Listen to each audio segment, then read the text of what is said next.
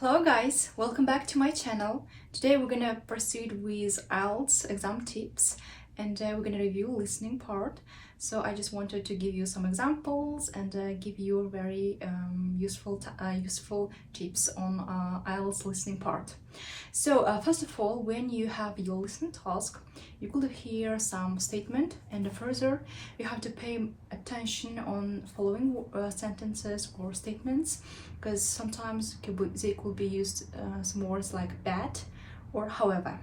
So you have to be very careful with that, because it could be some contradictions, and it means that something is going to be mentioned in the second sentences, which could contradict the first statement, and you have to be very careful with that. So let's start with an example. Here we have IELTS book number 3 and test 1 and section 1. So it is questions 1 to 10, and as per the task it says complete the notes below. So we're gonna listen till question number 6, and I just want to show you an example of using some contradictions. So Flagstone has been written in the notes. Now we shall begin. You should answer the questions as you listen, because you will not hear the recording a second time. Listen carefully to the first part of the conversation and answer questions 1 to 6. Hello, Flagstone. Oh, hello. Is that Flagstone Properties? Yes, that's right. Flagstone here. How can I help you? Hello. I'm ringing just to make inquiries about renting a house. My name's John Anderson. Yes, Mr. Anderson. What sort of thing were you looking for? 2-bedroom house with garden. Well, yes, sir, that shouldn't be any problem. Just to let you know that our main areas, the main areas we deal with are the city centre itself. City centre, uh-huh. And the north suburbs.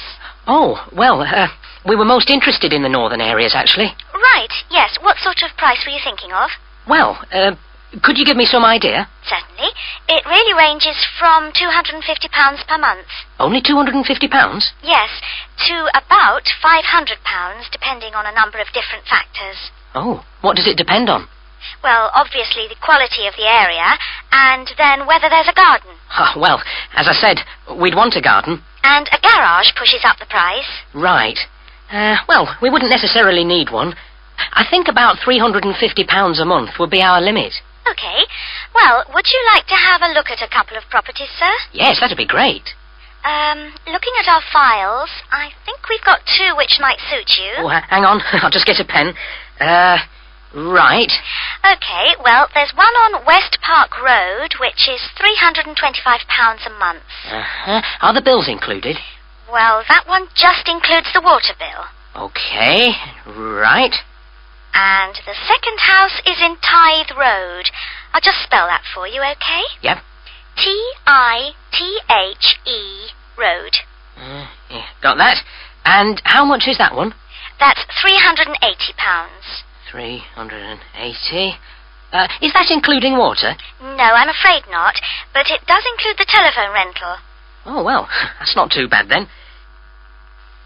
So as you guys can see, they were saying about the including of not on any telephone, and just including of the, so it's not including any water per month water bills, but it also includes, so still asking about the water including into the bills, but as per the conversation we're saying about water. But if you pay attention, it in the second sentence of it says about the telephone rental. So it doesn't have any water, but it has telephone rental, so you have to be very careful. This is one of the examples where some contradictions, but or however this kind of words could be used in the following sentence, where a true answer will be given. Following tip for the listening part of the IELTS exam is predicting the answer. When you read the sentence and you see that from the task that one word or 2 or normal 3 words are missed there, you could make a prediction by reading that sentence very carefully, and it's going to help you to save your time. Following tip is to tick your possible answers. Let's say when you have some question and you have some options like A, B, or C, and you could have your opinion on that point, and it could be better to tick and to listen very carefully and to assure that your probable answer is correct. It's going to be saving of your time, and you don't have to waste your time on reading all of it because you've read it in advance and you've made a take on the possible correct answer. You could make a prediction and just assure about correctness of your answer, and you can save your time on it. Next tip for this listening part of the IELTS exam is to make a guess. If you have a question and you have missed word or ABC options, and you realize that you have you couldn't get the question, you could not answer that question, and you didn't get that question what they were asking about or anything like that, don't spend more than 1 minute to one question. If you realize that you are spending more than 1 minute, 2 or 3 minutes, just make a guess and go forward to the next question. Otherwise, if you spend all of your time to one question, you're gonna lose other scores. And don't waste your time, make a guess and go further.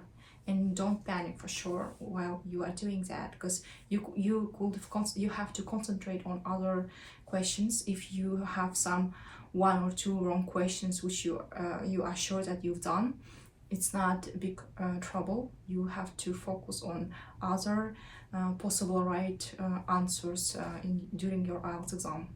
And the most important part for the as a tip for the IELTS listening part is you have to pay more attention on verb tenses, because in some sentences you have to use, let's say, as an answer an infinitive, and sometimes you have to use the third form of the verb, and you have to pay attention on it, because if you put wrong tense of the verb, it will be considered as incorrect answer. And the last one which I want to mention could sound like quite not important, but it is very important part for the getting wrong answer. So when you have you have to answer with, you have to pay attention to the capitalization of the nouns. Let's say when you write a city or a town or a country or some name of some places or lakes or some sea, you have to write with capital letter. If you write with just with missing of capital letter, it's going to be wrong answer. So let's say when you write, let's say Australia, you have to write with capital letter, otherwise it's going to be wrong answer. So there is an example of capitalization of the words. So this is a IELTS book number 3, and it is a test 1 in section 3, and there is a task: complete the notes below, write number and or no more than 3 words for each answer. So we're gonna discuss this part, and I'm gonna give you an example of it. So let's listen the audio. Now turn to section 3. Section 3. You're going to hear a university tutor interviewing a candidate for a place on a postgraduate diploma course in teaching geography. First, you have some time to look at questions 21 to 27.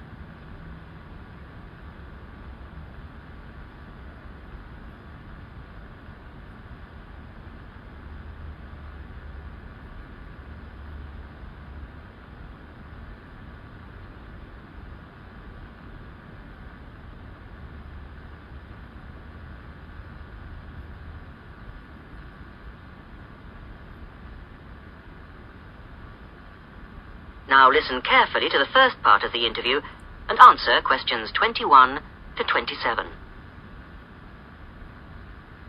Hello. Jonathan Briggs, isn't it? Yes, that's right. Do come in and sit down. Thanks. Right. Well, Jonathan, as we explained in your letter, In this part of the interview, we like to talk through your application form, your experience to date, etc. And then in the second part, you go for a group interview. Group interview. Yes, I understand. So, your first degree was in economics. Yes, but I also did politics as a major strand. Hmm. And you graduated in 1989. And I see you've been doing some teaching. Yes, I worked as a volunteer teacher in West Africa. I was there for almost 3 years in total, from 1990 to 1992. How interesting.